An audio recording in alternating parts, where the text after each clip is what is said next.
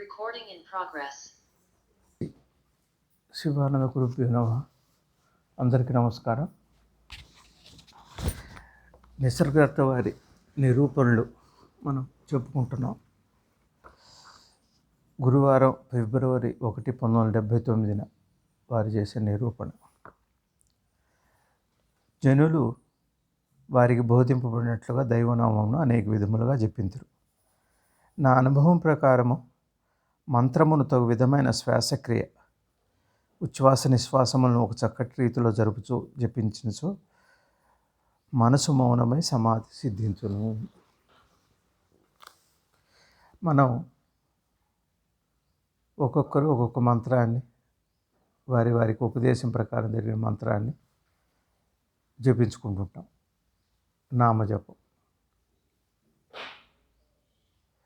ఈ మంత్రం జపించేటప్పుడు ఈ మనసే మంత్రం, అంటే మనసే మంత్రం, మాటే మంత్రం. ఇది మనోమూలంలో వెళ్తే మంత్ర స్వరూపం, మంత్రార్థం మనకి అనుభవంలోకి వస్తుంది. మనం శ్వాస తీసుకొని శ్వాసను వదిలిపెట్టేటప్పుడు దానికి సుఖ ప్రాణాయామం సమంగా చేస్తూ, అంటే ఒక నామాన్ని జపించేటప్పుడు శ్వాసను తీసుకోవటం. జప సంఖ్య కంటే కూడా శ్రద్ధతో ఆ ఉచ్ఛ్వాస నిశ్వాసాలని అనుసంధానం చేస్తూ మంత్రం చేసేటట్టయితే మంత్రసిద్ధి అవుతుంది. అట్లానే ఎవరు మాట్లాడుతున్నారు?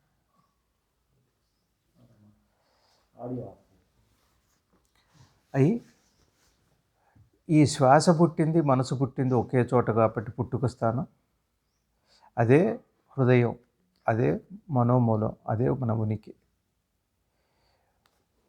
ఎప్పుడైతే శ్రద్ధగా అది చేసుకున్నప్పుడు శరీర స్పృహ తప్పి మనసు మౌనమై సమాధి లభిస్తుంది. సమాధి లభిస్తుంది అంటే కూడా మనసు అదృశ్యమైపోతుంది. నువ్వు చేస్తున్న కార్యం కాకుండా కార్యఫలం ఏదైతే ఉందో, ఉనికి ఏదైతే ఉందో, మంత్రానికి పరమార్థం ఏదైతే ఉందో అది మనకి అనుభవంలోకి వస్తుంది. ఇది నా అనుభవంలో కూడా నాకు రూఢి అయింది. అర్జునుడు యుద్ధం చేయనప్పుడు కూడా ఆయన శాంతి చెక్కుజారలేదు. శాంతి లేనిదే సమాధి ఉండదు. ఎంత బాగా చెబుతున్నారు. అర్జునుడు యుద్ధం చేసేటప్పుడు ఆయన శాంతి చెక్కుజారలేదు. అప్పటికే పరమాత్మ బోధ ఉండనే ఉంది. ఆయన ఫలాన్ని ఆశయించకుండా శరణాగతితో యుద్ధం చేయటం అంటే ఎంతో శత్రువును చూడాలి, లక్ష్యం చూసుకోవాలి, బాణం వేయాలి, యుద్ధం చేయాలి, ఎంతో అవసరమవుతుంది. కానీ అంత యుద్ధం చేస్తున్నా, అంత పెద్ద కార్యం చేస్తున్నా కూడా శాంతి చెక్కుచెదరలేదు. అంటే అర్థం ఏంటి అంటే, ఎప్పుడైతే ఫలాపేక్ష పోయిందో, మనసులో ఆశ పోయిందో, అదో యుద్ధం ఎట్లనో ధ్యానం కూడా యుద్ధమే. ఒకవేళ మనకి శాంతి లభించినట్టయితే ఎటువంటి ప్రపంచ కార్యమైనా మనకి ఏ ఇబ్బంది ఉండదు. అది నిరంతర ధ్యానం కింద పోతుంది, అది సమాధి కింద మారిపోతుంది. అంటే ఫలాపేక్ష లేకుండా శ్రద్ధగా చేస్తుంటే, అంటే ఇందాక మనం చెప్పినట్టుగా శ్వాసతో అనుసంధానం చేసినప్పుడు మంత్రం ఏమవుతుంది, ఏదైతే జపం చేస్తుందో దాని మీద శ్రద్ధ అదే పెట్టుకుంది. జపం చేయటం అంటేనే ఒక ఇచ్చతో కదా మొదలు పెడతాం మనం. అది తన మూలంలోకి తీసుకెళ్తుంది. ఎక్కడి నుంచి వచ్చిందో, మనసు ఎక్కడ పుట్టిందో, శ్వాస ఎక్కడ పుట్టిందో, ఆలోచనకి, ఈ ప్రాణానికి, శ్వాసకి ఏది మూలంగా ఉందో దాని దగ్గరికి వెళ్ళిపోతాం. కాబట్టి సమాధి అంటే శాంతిగా ఉండటం. ఎప్పుడు శాంతిగా ఉండేటట్టయితే అది సమాధి స్థితి. అంటే సమాధి అంటే ఫలాపేక్ష లేనటువంటి, నిరంతర ఎరుకుతో కూడినటువంటి ఒక పరిపూర్ణమైన సిద్ధి, అదే సమాధి. అన్నీ మనోకల్పితములే. నీవు శరీరము కానీ, మనసు కానీ, ప్రాణము కానీ కాదని తెలుసుకొని మౌనంగా ఉండుము. నేను శరీరం కాదు, నేను ప్రాణం కాదు, నేను మనసు కాదు అని తెలుసుకొని ప్రశాంతంగా ఉండు, మౌనంగా ఉండు అంటున్నారు. మౌనం అనే మాటకు అర్థం ఏంటంటే ఉనికిగా ఉండనక్కర్లేదు, ఉనికిగా నువ్వే ప్రయత్నం చేయక్కర్లేదు. నీ స్వరూపమే ఉనికి, నీ స్వరూపమే ఎరుక. మరి నేను శరీరం కాదు, నేను మనసును కాదు అంటున్నావు. దీనికి ఏమిటి రూఢి ఏమిటి? తెలుసుకొని ఉండమంటున్నారు. ఏమండి పోవట్లేదు కదా మాకు అని అంటాం కదా మనం. మరి నిద్రలో శరీర ధ్యాస ఉందా? నిద్రలో ఏమైనా జ్ఞాపకాలు ఉన్నాయా మనకి? నిద్రలో ఏమైనా ఆలోచనలు ఉన్నాయా? నిద్రలో ఏమైనా ప్రయాణం ఉందా? నిద్రలో ఏమైనా లక్ష్యం ఉందా మనకి? నిద్రలో ఏమైనా ఫలం ఉందా? ఏది ఆశించట్లేదు. ఏది లేనటువంటి స్థితి ఏదైతే ఉందో అది మౌనం అని పేరు. మనకి వచ్చిపోయే వాటికి విలువ ఉండదు. పోయే వాటికి విలువ ఉండదు. బాహ్యంలో మనం కదిలే జీవన ప్రయాణంలో ఉండవచ్చు కానీ లోపల అంతఃప్రయాణంలో ఈ వచ్చిపోయే వాటికి వస్తున్నాయి పోతున్నాయి అని తెలుసుకోవటమే జ్ఞానం. మనకి మెలకువతో శరీరము, ప్రపంచము, జీవుడు, ఈశ్వరుడు అనే భావం వస్తుంది, కర్తృత్వం వస్తుంది, అహంకారం వస్తుంది, ఫలం కోరుకుంటాం. ఎందువల్ల అంటే ఇది అని అనుకోవటం వల్ల, దీనికి ఒక లక్ష్యం నిర్ణయించుకోవటం వల్ల, దీనికి ఏదో శాశ్వతమైనటువంటి అంటే మనం కల్పించే మోక్షం అని అంటున్నామే, అది శరీర దృష్టిలో పెట్టుకొని అంటాం. నేను పోయాక కూడా శాంతిగా ఉండాలి, ఆత్మశాంతి అంటుంటాం. ఈ వచ్చిపోతుంది అన్నదానికి ప్రతివాడికి, చిన్నవాడికి, పెద్దవాడికి, చదువుకున్నవాడికి, చదువుకున్నవాడికి, పామరుడికి అందరికీ కూడా ఇవి ఒక కొద్ది కాలం మనకి ఉన్నట్టుగా ఉంటున్నాయి, మళ్ళీ అదృశ్యమైపోతున్నాయి. మెలకువ రావడానికి ఒకటి ఆధారం ఉండాలి కదా. ఎరుకకి ఏదో ఒక ఆధారం, మనకి మెలకు వచ్చి అన్ని పనులు చేసుకుంటున్నామంటే సమస్త కార్యాలకి ఒక ఆధారం ఉండాలి కదా. ఆధారం లేకుండా బొమ్మ కూడా వేయలేం కదా. దేన్నో ఆశ్రయించుకొని కదా ఈ కథ నడవాలి. సినిమా చూడాలంటే తెర ఉండాలి కదా.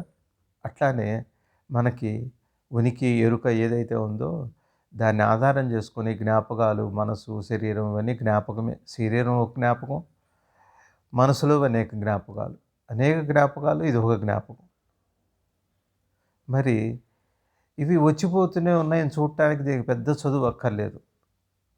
అట్లానే జీవించినంత కాలంలో శరీరం నిరంతరం మరణిస్తూ ఏదో ఒక రోజున శరీరాన్ని పెడతాం మనం. ఇది రూఢిగానే ఉంది. కొంతమంది పిల్లలుగా పోతున్నారు, పసిపిల్లలుగా.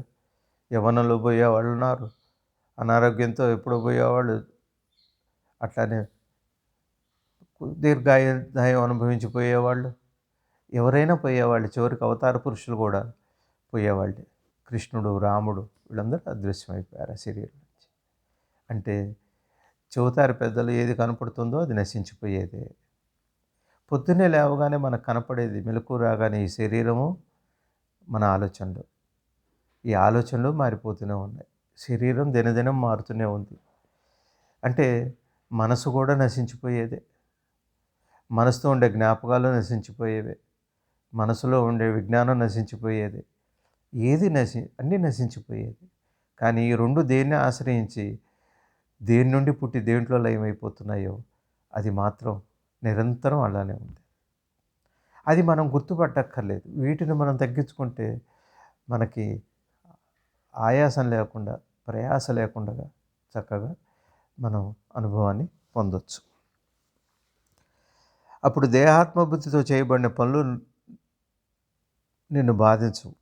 జననము అనున్నది ఎవరికి జరిగినది, ఎవరికి వృద్ధాప్యం వచ్చినది, దాని గురించి ఆలోచించు. చూడండి, మనం పొద్దున్నే లేచిన తర్వాత రాత్రి వరకు ఎన్నో పనులు చేస్తున్నాం. పడుకునేంతవరకు కళ్ళు కూడా పొడి పనులు చేస్తూనే ఉన్నాం. మరి ఇవి చేస్తున్నామని మనకు బాధ ఉంటుంది. అయ్యో నేను ధ్యానం చేయలేకపోతున్నానండి, నేను యోగం చేయలేకపోతున్నానండి, నేను విచారణ చేయలేకపోతున్నానండి అనుకుంటాం మనం. బాగుంది. కానీ ఎప్పుడైతే దీనికి మూలమైనటువంటిది శాంతి, మనకి మూలమైన శాంతి, భగవాన్ అంటారు శాంతే ఆత్మదర్శనం అన్నారు. శాంతిగా ఉండే ప్రయత్నం చేయాలి. శాంతిగా ఉండే ప్రయత్నం అంటే అర్థం ఏంటి? ఈ ప్రపంచ విషయాల యందు సత్యాన్ని ఎరిగి, సత్యం ఎరగటం అంటే నశించిపోయేవి ఏవి శాశ్వతం కాదు అనే సత్యం మన మనసుకు రోజు బోధపడుతున్న కొద్దీ ఒక అడుగు వేస్తుంటే పరమాత్మ వైపు 100 అడుగులు పడుతుంటాయి అవి తెలియకుండానే. ఈ ప్రపంచాన్ని అర్థం చేసుకోవటం, పరమాత్మని అర్థం చేసుకోవటం వేరు కాదు, రెండు ఒకటే. ప్రపంచం మనకెంత బాగా అర్థమైతే పరమాత్మ మనకు అంత బాగా అర్థమవుతాడు. అప్పుడు ఈ శరీరానికి సంబంధించిన పనులన్నీ కూడా, శరీరం ద్వారా నిర్వహింపబడేవి అన్నీ కూడా బాధించవు మనల్ని. భగవాన్ చెబుతారు, ప్రపంచ కార్యము అట్లానే లోపల మనసుకు సంబంధించిన ధ్యానం రెండు వేరు కాదంటారు. దానికి ఉదాహరణగా కూడా ఏనుగు తొండంతో నీడు పీలుస్తుంది, దాంతోనే గాలి పీలుస్తుంది. ఏ మనసుని ఆధారం చేసుకొని మనం సత్యాన్ని అవగాహన చేసుకుంటామో అదే మనసుతో ప్రపంచాన్ని కూడా నడుపుతున్నాం. ఏ మనసుతో మనం ధ్యానం చేద్దాం అనుకుంటున్నామో ఆ మనసును సంస్కరిస్తే ధ్యానంగా మారిపోతుంది. శుద్ధ మనసే పరమాత్మ అన్నారు భగవాన్. మనసుని బాగా బాగా అర్థం చేసుకోవాలి. నా గురువుగారు సద్గురు శివానందమూర్తి గురుదేవులు నాకు 2 విషయాలే చెప్పారు. 1988లో వారి పరిచయం అయినప్పుడు వారిని ఒక సందర్భంలో, స్వామి నాకు ఆత్మానుభవం కావాలి, నాకు సత్య దర్శనం కావాలి అని అడిగితే, నువ్వు ముందు మనిషిగా ఎదుగు అని అన్నారు. ఆ తర్వాత రెండవ బోధ, స్వామి నాకు దర్శనం ఎట్లా అవుతుంది, ఏమవుతుంది అని అంటే, నిద్రలో నీకేం దర్శనం అవుతుంది అని అన్నారు. 2 మాటలు వారు చెప్పింది. ఈ 2 మాటలు అందరికీ వర్తిస్తాయి. ఏ ఒక్క వ్యక్తికో, ఏ ఒక్క జీవుడికి సంబంధించిన మాట అది. అది బోధ, సద్గురువు బోధ. ఎప్పుడైతే మనకు శాంతి కలిగిందో ఈ విషయంలో, నేను నిద్రలో ఏమీ దర్శించట్లేదు, నేను మెలకువలో కూడా ఏం దర్శించను. దర్శించాలని కోరుకుంది. ఎప్పుడైతే నేను కోరుకోకుండా ఉంటానో, ఏదైతే ఉందో అది నీకు అనుభవంలోకి వచ్చి తీరుతుంది. పరమపదాన్ని మనం అందుకుంటాం. గురువు బోధ అంత తేలిగ్గా ఉంటుంది, కష్టపడమని చెప్పరు. నువ్వు పడుతున్న కష్టం అంతా బాధతోనేగా, మనసులో ఆలోచనలతోనేగా. చాలామంది భగవంతుడిని విశ్వసించకుండా హాయిగానే ఉంటున్నారు వాళ్ళు. ఆ గొడవ లేదు వాళ్ళకి. కానీ వాడికి లేనిది ఆలోచన, మనకుంది ఆలోచన. మరి ఆలోచన లేకపోతే మరి సామాన్యుడికి దర్శనం అవుతుందా అంటే, సామాన్యుడు శాంతితో ఉండగలిగితే, ఎవరైనా శాంతిగా ఉండగలిగితే అది చాలు, మనిషిగా ఎదిగినట్టే. మనం మనిషిగా ఎదగటం కాదు, పరమాత్మగా ఎదుగుతున్నాం అని గుర్తుపెట్టుకోవాలి. ఒక్కసారి శాంతి వచ్చిందంటే ఈ ప్రపంచాన్ని పట్టించుకోం. అప్పుడు దేహక్రియలు కూడా మనకి బాధించవు అసలు. చూస్తుండగానే వెళ్ళిపోతుంది ఈ సంసారం, చూస్తుండగానే రాలిపోతుంది ఈ శరీరం, చూస్తుండగానే ఆలోచనలు పోతాయి. ఆలోచనలు ఎప్పుడూ కాదు, మనసుని మూలంలో చూడమని ఒక పద్ధతి చెప్పారు భగవాను. అట్లానే శ్వాసకి మూలం కూడా, ఆలోచన మూలం ఒకటే కాబట్టి అది చూసినా కూడా మనకు సత్యం అర్థమవుతుంది. ఎంతో అద్భుతమైన బోధ అది. ఎవరికి వృద్ధాప్యం వచ్చింది? శరీరానిక వృద్ధాప్యం మనసుకా? చిన్నప్పుడు ఎట్లా ఉందో మనసు పెరుగుతూ పెరుగుతూ పెరుగుతూ సమాచారంతో ఇంకా బలపడుతూ వయసు పెరుగుతుంది అంటే దానికి యవ్వనంగా తయారవుతుంటుంది. శరీరం ఏమో రోజు రోజుకి క్షీణిస్తూ పోతుంటుంది. మనసు క్షీణించట్లేదు, మనసు నశించట్లేదు. ఇంకొక తమాషా ఏమిటంటే, ఆ మనసు శరీరం ఒకటే అనుకొని మనసు ఏం చేస్తుందంటే, శరీరానికి వృద్ధాప్యం వచ్చింది, నాకు వృద్ధాప్యం వచ్చిందని చెబుతుంది. ఒక వృద్ధుడు మనకంటే కూడా బాగా ఆలోచిస్తాడు, శరీరం సహకరించకపోవచ్చు. అట్లానే మనకి మెదడుకు సంబంధించిన వ్యాధులు ఏమన్నా వచ్చినప్పుడు, ఈ అల్జీమర్స్, ఆటిజం ఇట్లాంటివి ఉన్నప్పుడు మనసు కొద్దిగా పనిచేస్తుంటుంది, దానికి వయసుతో నిమిత్తం లేదు. అందుకనే పెద్దలు ఏం చెబుతారంటే, వృద్ధులకి భవిష్యత్తు తక్కువ, బాలురికి భవిష్యత్తు ఎక్కువ. వృద్ధులకి గతం ఎక్కువ, బాలురికి భవిష్యత్తు ఎక్కువ. గతాన్ని పోగు చేసుకుంటున్న కొద్దీ మనసు కూడా ఉన్నట్టుగా, దానికి ఉనికి ఉన్నట్టుగా, శాశ్వతమైనట్టుగా ఈ మనసు లక్షణం ఏంటి? గతాన్ని, వర్తమానాన్ని, భవిష్యత్తును ఊహిస్తుంటుంది. ఎప్పుడైతే ఈ ఊహలు వచ్చినాయో దాంతో కాలం వస్తుంది, అంటే వయసు వస్తుంది. దాన్నే వృద్ధాప్యం అంటున్నాం. వృద్ధాప్యం అంటే మనసు పలచబడిపోతే వృద్ధి అవ్వటం అన్నమాట. అది మనసు వృద్ధి అవ్వటం అంటే అర్థమేంటి? వృద్ధి అన్నది పెరిగి పెరిగి ఎక్కడో ఆగిపోవటం కాదు. పెరుగు తరుగు లేనటువంటి నిశ్చల స్థితి ఏదైతే ఉందో, ఆనంద స్థితి ఏదైతే ఉందో అదే నిజమైన వృద్ధి. అదే జ్ఞానం. దానిని గురించి ఆలోచించము అంటున్నారు. ఏం చెబుతున్నారు? పైన సమాధి గురించి, శాంతి గురించి చెబుతూ, అశాంతి ఎందుకు? ఎవరినో వదిలిపెట్టి చచ్చిపోవాలంటే బాధ. మన పిల్లలు, మన భార్య, ఇల్లు, వాకిలి ప్రతి వస్తువుతో సంబంధం పెట్టుకొని శాశ్వతంగా ఉండాలని కోరుకోవటం చేత, ఈ బంధం చేత ఏమవుతుంది? మనకు దుఃఖం వస్తుంది. ఒక్కసారి ఆలోచించండి, మనం కాపాడుకోగలమని దేన్నన్నా? చూడండి, వృద్ధాప్యం వస్తుంది. వృద్ధాప్యం వచ్చినప్పుడు మరుపు వస్తుంది. మరి జ్ఞాపకాన్ని కాపాడుకోలేకపోతున్నామే. జ్ఞాపకమే నిలబడి ఉండట్లేదుగా శాశ్వతంగా. ఎన్నో మర్చిపోతున్నాం. అందాకెందుకు? మనం ఇవాళ తిన్న కూర గుర్తుండొచ్చు, నిన్న తిన్న కూర గుర్తుండదు మనకి. అది కూడా గుర్తుండొచ్చు, 10 రోజులు తిన్న తర్వాత కూర గుర్తుండదు మనకి. మరి నేను చిన్నతనంలో ఎన్నో కొన్ని ఏళ్ళుగా మనం తింటూనే ఉన్నాంగా. ఏ జ్ఞాపకం ఉంది? కానీ సంఘటనల విషయంలో జ్ఞాపకం ఎందుకు పెట్టుకుంటున్నామంటే, అది వద్దు ఇది కావాలి అనుకోవటం వల్ల జ్ఞాపకం బలపడుతుంటుంది. బాగా గుర్తుపెట్టుకోండి. జ్ఞాపకం బలహీనమవుతున్న కొద్దీ మనకి పరమాత్మ అనుభవం, శాంతి యొక్క అనుభవం పెరుగుతుంటుంది. జ్ఞాపకమే అన్నిటికీ మూలం. మనసు పోగు చేసుకొని కాపాడనుకోవటం వల్ల జ్ఞాపకం యొక్క లక్షణం. అది మనసు యొక్క వికారం. మరి ఏం జ్ఞాపకం పెట్టుకోవాలి? ఇది అశాశ్వతం. ఈ ప్రపంచం అశాశ్వతం, దేహం అశాశ్వతం, ఈ మనసు అశాశ్వతం, ఈ జ్ఞానం అంతా కూడా అశాశ్వతమే అన్న విషయం మన జ్ఞాపకం పెట్టుకుంటే ఏమవుతుంది? శాంతి వస్తుంది. శాంతి వస్తే మన జీవన కార్యంలో జరిగేటువంటి కార్యక్రమాలు, జీవన కార్యాలు ఏవైతే ఉన్నాయో, ఏదైతే మనం విధి అంటున్నామో దానంతా అది మనని బాధించకుండా జరిగి వెళ్ళిపోతూనే ఉంటుంది. మనం ఏమీ మిస్ అవ్వక్కర్లేదు. మన బాధ్యతలు ఏవి పోవు మనకి. మన బాధ్యతలు పోవు, మనం చేయవలసిన కర్మలు పోవు. భగవాన్ అంటారు, ఏ జీవుడు ఎందుకు వచ్చాడో ఆ పని చేసుకొని వెళ్ళిపోతాడు అన్నారు.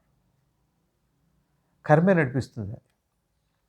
జీవజాలంలో జంతువులను చూస్తే మనకి ఒక కుక్క, ఒక ఏనుగు, అనేక జంతువులన్నీ కూడా అవి వచ్చినాయి, వాటి సంతతిని పెంచుకున్నాయి, ఆ తర్వాత వెళ్ళిపోతున్నాయి. అది జరుగుతూనే ఉంది, నిరంతర ప్రవాహంగా జరుగుతూనే ఉంది. మనిషి ఏం చేస్తున్నాడంటే శాశ్వతం చేసుకోవాలని, దాన్ని కాపాడుకోవాలని, కూడబెట్టుకోవాలని, భవిష్యత్ అని, గతం అని, వర్తమానం అనే విధంగా పెట్టుకుంటూ ఏం చేస్తున్నాడు? జ్ఞాపకాన్ని బలం చేసుకుంటున్నాడు. జ్ఞాపకం ఆశే. ఆశ ఏమవుతుందంటే జ్ఞాపకాలను తట్టి లేపుతుంటుంది. ఎప్పుడు కూడా కోరిక లంగరు వేసి ఉంటుంది ఆలోచనలకి. సంబంధంతోనే కోరిక అనేది ఒక్కటి పోతే, కోరిక ఎట్టబోతుందంటే అర్థం చేసుకోవటం చేతపోతుంది.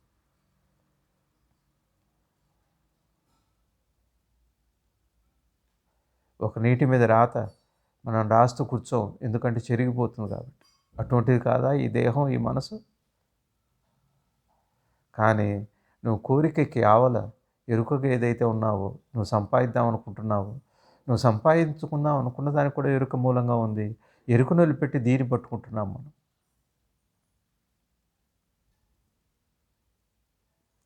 మనం సూర్యాస్తమయాల్లో మనం నడిచేటప్పుడు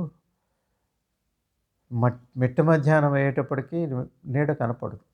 సాయంత్రం సంధ్యలో ఎదురుగా నీడ కనపడుతుంది, పొద్దుటి సంధ్యలో వెనక నీడ కనపడుతుంటుంది, మధ్యాహ్న సంధ్యలో అదృశ్యమైపోతుంది. సంధికాలం, సంధ్య అంటే సంధికాలం. అంటే అదృశ్యం అవటం అన్నది సహజంగానే ఉంటుంది. నీడ ఎట్లా అదృశ్యమైందో ఒకరోజు నేను కూడా అదృశ్యమైపోతాను, దేహం కూడా అదృశ్యమైపోతుంది. కాబట్టి విచారణ, సరైన విచారణ చేయటమే సాధన. విచారణ నీకు నువ్వే ఒక శాస్త్రము, ఒక ఉపనిషత్తు, ఒక వేదం. అది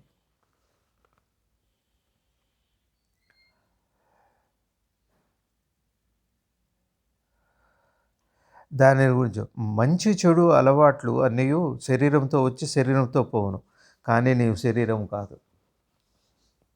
ఎందుకు ఈ మాట చెబుతున్నారు? ఎన్నో వికారాలు ఉంటాయి, శరీరంతో చేసే పనులు ఎన్నో ఉంటాయి. శరీరం చేసే పనులు మనసు జ్ఞాపకం పెట్టుకుంటుంది.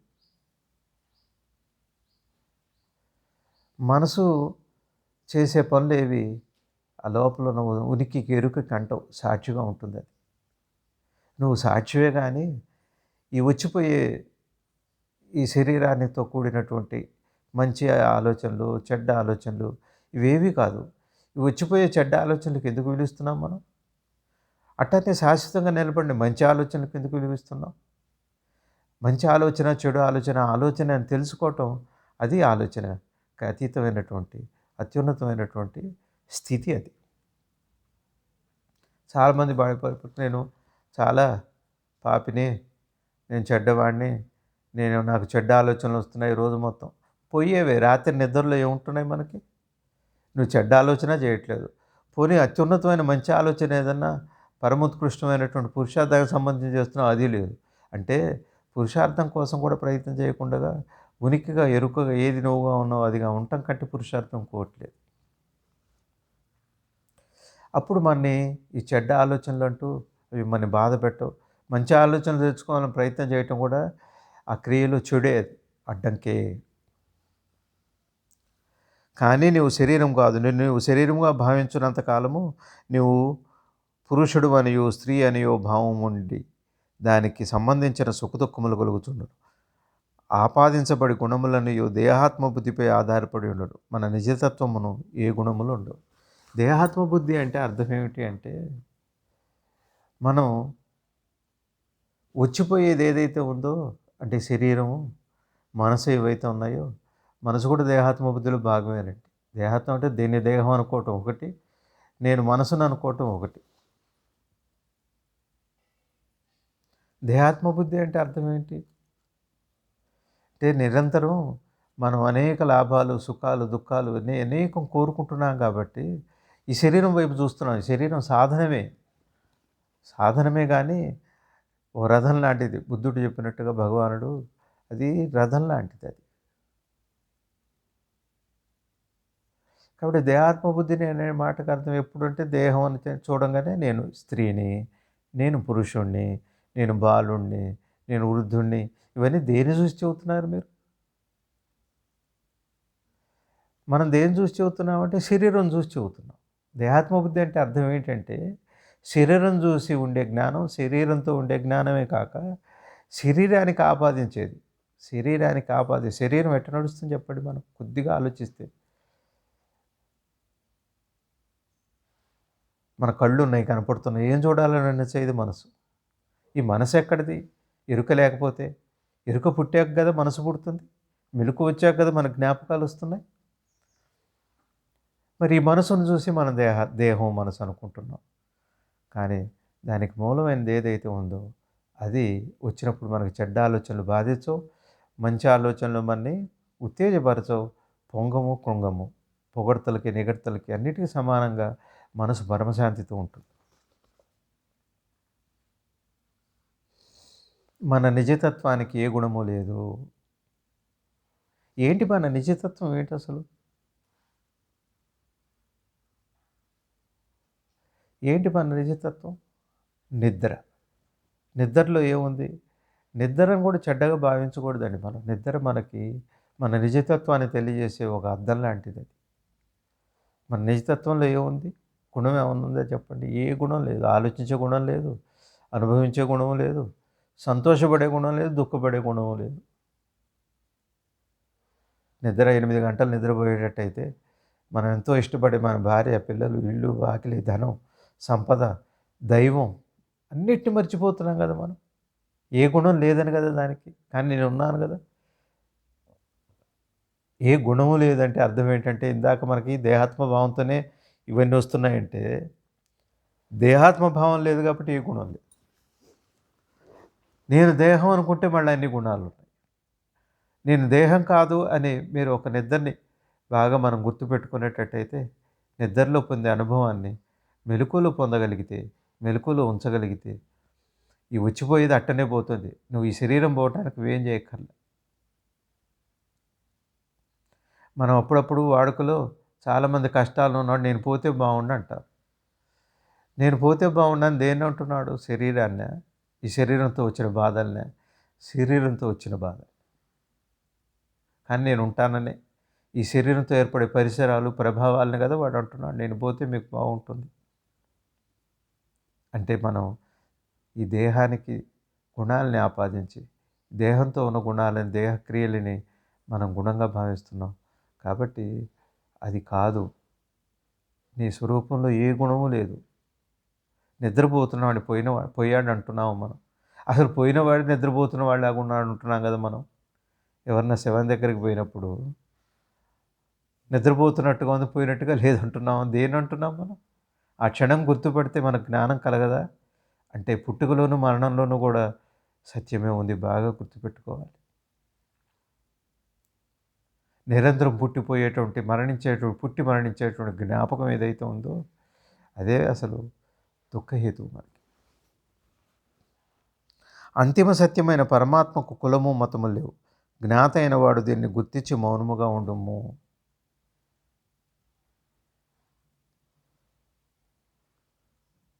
అంతిమ సత్యమైన పరమాత్మకు కులము మతము లేదు అంటున్నారు.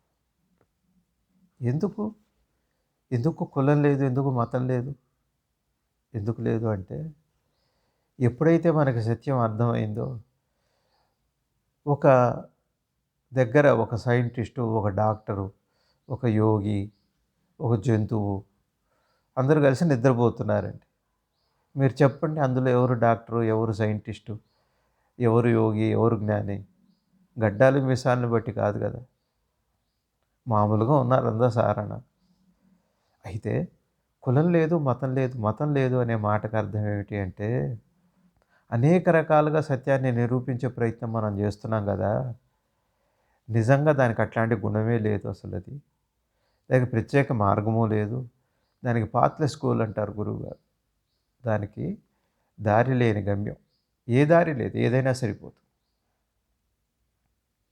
అంటూనే, కులం లేదు మతం లేదు అంటూనే ఈ రెండింటి నుంచి నువ్వు బయటపడాలి. ఈ రెండింటి నుంచి అప్పుడు మతాల మధ్య, కులాల మధ్య చిచ్చు రేగదు. ఎటువంటి విభజన ఘర్షణ ఉండదు. అది అటువంటి ఉత్కృష్టమైన స్థితి మనకి లభిస్తుంది సత్యం అర్థమైతే ఏమవుతుంది? నువ్వు ఈ మతంలో ఉన్నావు, నీకు సత్యం అర్థం కాలేదు అని అనలేము మనం. బోధ వేరు. బోధ శాంతికి సంబంధించిన బోధ. ఏది అతి ఉత్కృష్టమైంది, అతి ఉన్నతమైంది ఉందో దాన్ని ఆశ్రయించడం మనకి చాలా ముఖ్యం. నేను మీకేదైనా ఆచార విధిని చేయమని చెప్పినచో మీరు దాన్ని చేశారు. దానివలన ప్రయోజనం ఏమీ ఉండదు. నీ కష్టములన్నీ నీ చైతన్యం వలన కలుగునని కానీ ప్రపంచం వలన కాదు. మాటల్లో చెప్పగలిగిన జ్ఞానము అజ్ఞానం యొక్క తత్వం వంటిది.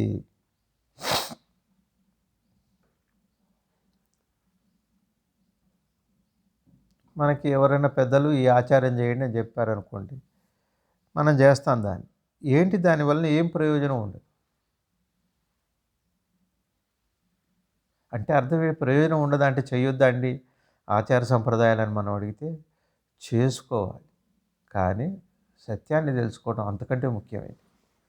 సంప్రదాయం, ఆచారం అవసరమే, తప్పులేదు. కానీ ఏ గుణం లేనటువంటి సత్య వస్తువుని తెలుసుకోవటానికి అతి ప్రాముఖ్యతనివ్వాలి. చేయాలి, చక్కగా చేయాలి. సమాజంలో భగవాన్ చెబుతారు, బయట అజ్ఞానిలా ఉండు, లోపల జ్ఞానిలా ఉండు అన్నారు.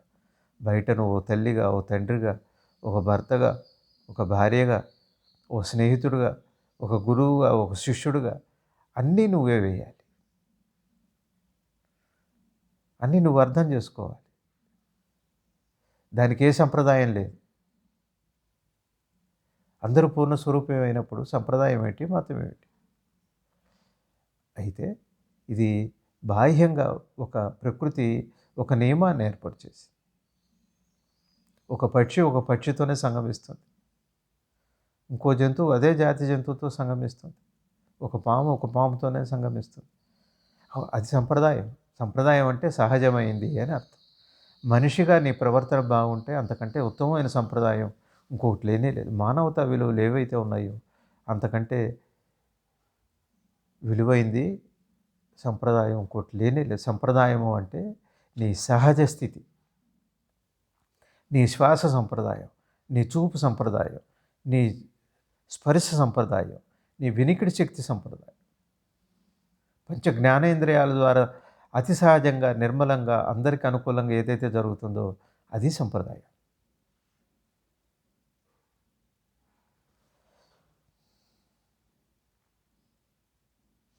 మనకొచ్చే కష్టాలన్నీ చైతన్యం ఏం చేస్తుందంటే నువ్వు కష్టపడుతున్నావని ఈ దేహం వల్ల అనిపిస్తుంది.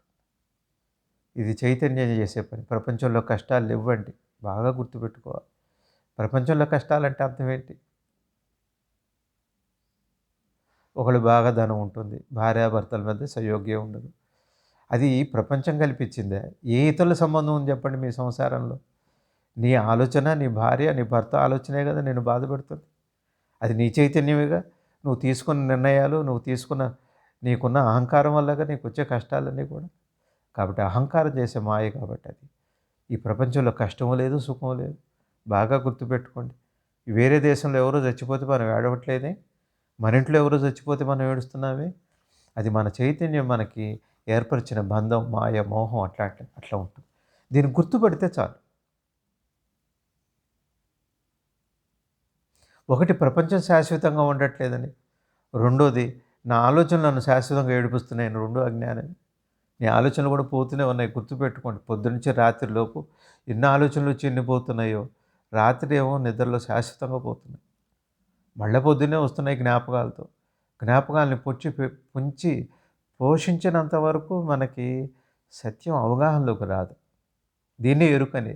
ఎరుకంటే అర్థం ఏంటంటే నీకు ఎరుకలో వచ్చిన వాటిని సంస్కరించుకో అని అర్థం. అది ఎరుకగా మారటం. నా ఎరుక నాకు తెలియట్లేదు అంటాం కాదు. తెలియట్లేదేమిటి? తెలియట్లేదు అంటాం కూడా నువ్వు సంస్కరించుకోవాల్సిన విషయం. నీకేది తెలుస్తుందో కూడా నీకు తెలిసిన దాంట్లో అంతా కూడా ఏమని చెప్పండి. మన బయోడేటా నేనెవరంటే ఏం చెబుతాం? ఈ నేనెవరంటే నేను పలానా బ్రాహ్మణుడు, నేను పలానాను, నేను ఏదో ఐఏఎస్ ఆఫీసర్ని, నేను కలెక్టర్ని, నేను ఆడవాడిని, నేను మగవాడిని. ఇంతేనా ఇన్ఫర్మేషన్? అంటే నువ్వు అనుకునే నేనదే. పోనీ మనం అనుకునే ఆ నేను గురించి చెప్పడానికి ఏం కావాలి? ముఖ్యమైన ప్రాతిపదిక, ముఖ్యమైన వస్తువు మూలం ఎరుక ఉండాలి. అది నువ్వు. దాన్ని నువ్వు తెలుసుకోవక్కర్లా. నువ్వు ఎరిగినవన్నీ ఈ భౌతిక మనసుకి, దేహానికి సంబంధించిన విషయాలు. తెలియొద్దా అండి జీవన కార్యక్రమంలో? అంటే బాగా మన కారు నడపడం వచ్చిన తర్వాత గేర్ చూసి వేయమండి. గేర్ మారుతూనే ఉంటుంది. మనం చాలా చేసే పనిలో కూడా సైన్స్ కూడా ఏం చెబుతుందంటే చాలామంది 5%, 10% కూడా మనం ఆలోచన శక్తిని ఉపయోగించు. ఒక జ్ఞాని మాత్రమే, యోగి మాత్రమే 100కి 100 పాళ్ళు పూర్తిగా మనసు, మేధస్సు పనిచేస్తుంటుంది. ఈ జీవన కార్యక్రమాలకు 1% చాలండి. 1% చాలు అసలు. నీ బాధ్యతలు అనుకో, నువ్వు అనుకునేవన్నీ ఏ పనులైతే ఉన్నాయో అవన్నీ తీరటానికి 1% చాలు. 99% పరమాత్మకు అప్పచెప్పొచ్చు. ఆ 1% కూడా నేను చేస్తున్నాను పోతే 100% పనులు పరమాత్మే చేస్తాడు.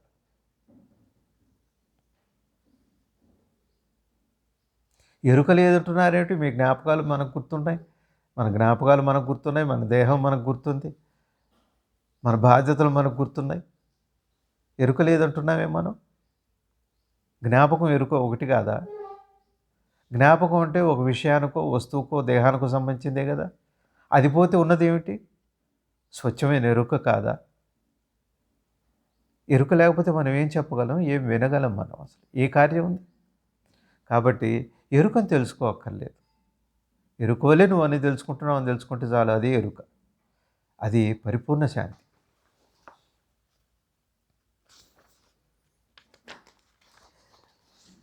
ఓ 40 నిమిషాలు అయింది.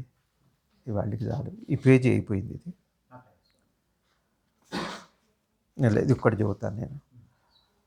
ప్రపంచంలోని ఏ పని అయినా కేవలం కాలక్షేపం, వినోదమే. నీవు కాలక్షేపమును మరిచిగాని శాంతి లభించును. జ్ఞానికి పని చేయవలన చేయకూడదా అన్న సమస్య ఉంది. ఎంత బాగా చెబుతున్నారు చూడండి. మనం ప్రపంచంలో ఏ పని అన్నా అండి, మీరు చిన్న స్థాయి నుంచి పెద్ద స్థాయి వరకు కాలక్షేపము. కాలం నీకు తెలియకుండా ఉండటం అంటే నీ జ్ఞాపకాలు నిన్ను బాధించకుండా ఉండటం, వర్తమానంలో ఉండగలగటం. దానికోసం సినిమాలు చూస్తాం.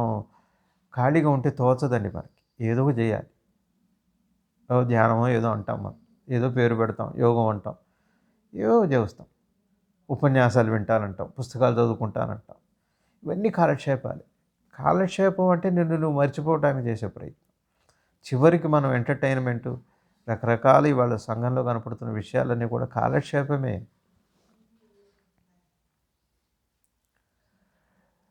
నీవు కాలక్షేపం నువ్వు మరిచనుగానే శాంతి లభించదు. కాలక్షేపం అంటే అర్థం ఏంటి? దేన్నో అనుభవిద్దాం అనుకోవటం. ఈ ప్రపంచానికి సంబంధించిన దేన్నో దానికి. నువ్వనే జ్ఞానమును, విజ్ఞానమును, యోగమును ఏదన్నా అనండి. సుఖమనండి, దుఃఖమనండి. దీన్ని అనుభవించాలని మనసు నిరంతరం తపన పడటమే కాలక్షేపం.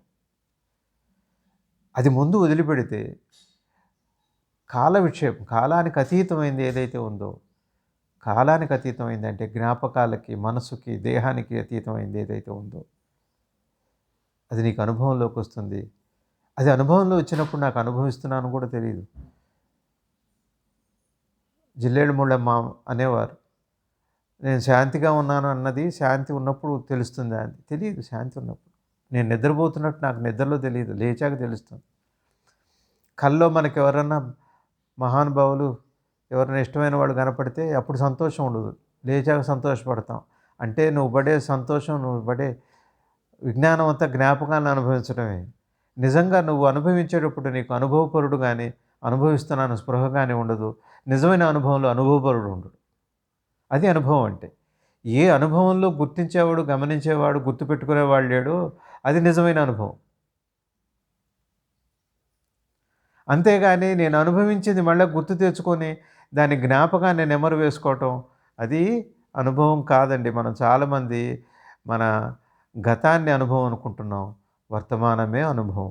వర్తమానంలో అనుభవం ఉందో లేదో ఎవరికీ తెలియదు. బాగా గుర్తుపెట్టుకోవాలి. కోరికుంటే అనుభవపరుడు వస్తాడు.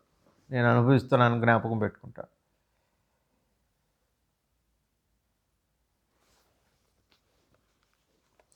జ్ఞానికి పని చేయవలన చేయకూడదా అను సమస్య ఉండదు. కనుక ఆయన కుటుంబం గురించి ఏమీ మాట్లాడవలసిన పని లేదు. ఈ పని చేయాలా, సంసారం చేయాలా, చేయొద్దా, సన్యాసిగా ఉండాలా, సన్యాసిగా ఉండకూడదా, ఇట్లాంటివి ఏమీ లేవు. తన స్వరూపంగా అది దేహానికి, మనసుకి, చైతన్యానికి సంబంధించిన విషయాలు. దాని పని అది చేసుకుంటూనే వెళ్ళిపోతుంటుంది. సాక్షిగా ఉంటాడు ఆయన. సాక్షిగా ఉంటాం అంటే అర్థం ఏంటి అంటే, సాక్షిగా ఉంటాం అంటే అర్థం ఏంటి? ఫలాన్ని వదిలి కర్మ చేయటమే. ఫలాన్ని వదిలి కర్మ చేయటం అంటే అర్థం ఏంటంటే, దేహాత్మభావం లేకుండా ఉంటే ఫలం లేదు ఇంకా. ఎప్పుడైతే ఫలాపేక్ష లేదో అప్పుడు ఫలం లేదు. కేవలము నేను శరీరం కాదు, నేను మనసును కాదు అని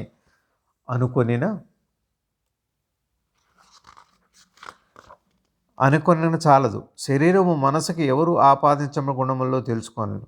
కేవలము శబ్ద జ్ఞానం సరిపోదు. ఇక్కడ సాధన చెబుతున్నారు. ఇక్కడ మనకి సాధన చెబుతున్నారు. ఏమంటున్నారు? నేను మనసును కాదు, నేను శరీరం కాదు ఒట్టిగా అనుకోకూడదు. శరీరము మనసు ఎవరికి ఆపాదించబడిన గుణములో తెలుసుకొనవలెను. కేవలము శబ్ద జ్ఞానము సరిపోదు. ఏమంటున్నారు? శరీరము మనసు ఎవరికి ఆపాదించబడిన గుణములో. ఎవరో పోయారు, ఆయన మంచివాడు కాదు అంటున్నాం. దేనికి ఆపాదిస్తున్నాం మనం? మనసుకు ఆపాదిస్తాం, మంచివాడు కాదు. మరి ఆ మనసుకు మూలం ఏమిటి? మనసుకు ఆధారం ఏంటి? మనసుకు ఆధారం ఏంటి? ఏదో ఒకటి ఉండాలి కదా. మనసుకు ఆధారం ఏంటో తెలుసా అండి? ఆలోచనే. ఎప్పుడైతే ఆలోచన పోయిందో అప్పుడు శుద్ధ మనసు అయిపోతుంది. ఆలోచన పోవటం అంటే అర్థం ఏంటి? ఆలోచన పోవటం అంటే అర్థం ఏంటి? ఫలాపేక్షణ పోవటం. ఏది కోరద్దు, దేన్ని కోరద్దు. అంటే కేవలం నేను మనసు కాదు, నేను దేహం కాదు అనుకోవటం వల్ల లాభం లేదు. దేన్ని ఆపాదిస్తున్నావు, దేనికి ఆపాదిస్తున్నావు? అందుకని భగవాన్ ఎవరో అడిగారు, ఏమండి మంత్రజపం వల్ల ప్రయోజనం ఉందా అని అన్నారు. నువ్వు పలానా పేరు పెట్టి పిలిస్తే పలుకుతున్నావు కదా, దేన్ని ఉద్దేశించి పేరు అని అన్నారు. దేహానికి ఆ పేరు? ఏ పేరైనా సరిపోతుంది దేహానికి. మనసుకు ఆ పేరు కాదు. వాడి ఉనికికి పేరు ఎందుకంటే జీవనం ఒకటి ఉంది కాబట్టి తాత్కాలికంగా. అట్లానే నీ పేరుకే నీ ఉనికికి సంబంధించినప్పుడు పరమాత్మ యొక్క నామానికి ఉనికికి సంబంధం అట్లాంటిది. పరమాత్మ అంటే నీ ఉనికికి సంబంధించిన వాడు ఆయన, నీ దేహానికి సంబంధించిన కాదు. కాబట్టి మన మనసు, మన శరీరం నేను కాదు ఒట్టిగా జపించడం దానివల్ల ప్రయోజనం ఏమీ ఉండదు. ఎన్ని శాస్త్రాలు చదివినా శాస్త్రాల్లో ఏ అనుభవం లేదు. నీ అనుభవమే గొప్ప శాస్త్రం అవుతుంది. వాడు మంచివాడు కాదని దేన్ని అంటున్నావు? శరీరం చూసి మనసుని, మనసు కావాలి ఆత్మని చూడటమే మన సాధన. అందరికీ నమస్కారం.